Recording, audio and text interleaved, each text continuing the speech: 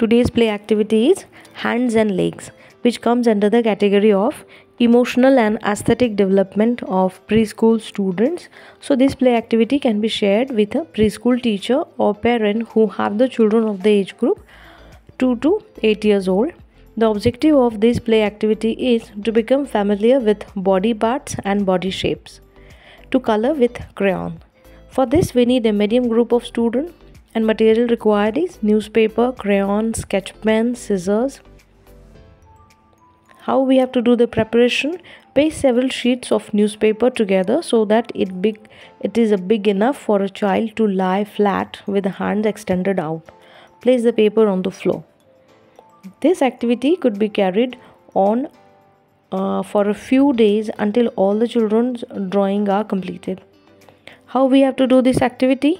Make children place their hands and legs on the newspaper and draw the outline. The children can paint or color their hands and legs. This could be cut out and pasted in the form of a group collage. One variation is possible. Make one child lie flat on the paper with hands stretched out to the sides. Draw her outline with a sketch pen and let the children color the outline of the child. Help to draw the features. Write the name of the child on the sheet. Cut out and fix on a display board. Repeat with other children. While coloring, talk with the children about the parts of the body. And another variation is also possible.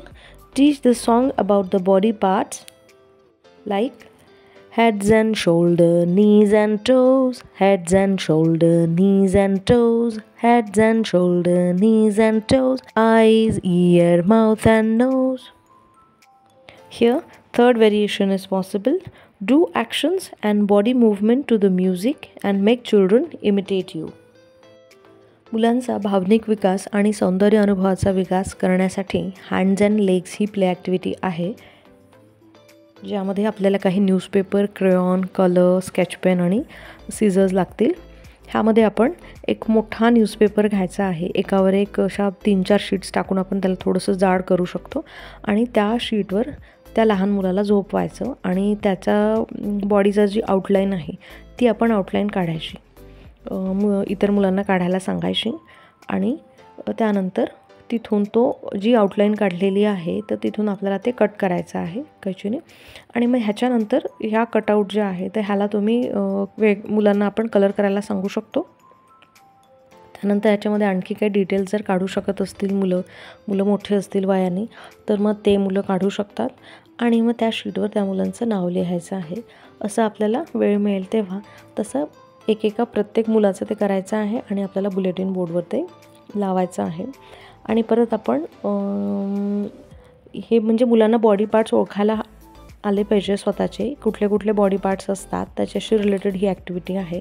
म्हणून आपण एखादं गाणंसुद्धा म्हणू शकतो. Heads and shoulders, knees and toes जे आपण rhyme मुलांना शाळेत शिकवतो तर ती राईम पण आपण म्हणू शकतो. परत एखाद्या म्हणजे डान्स जर करायचा असेल म्युझिक लावून तर आपण तसंही करू शकतो आणि मुलांना आपण तसं तुमच्या मागे करायला सांगू शकतो. आणि ह्याच्यामध्ये एक व्हेरिएशन असं आहे की मुलांना आपण न्यूजपेपरवर किंवा शीटवर हात काढायला सांगू शकतो.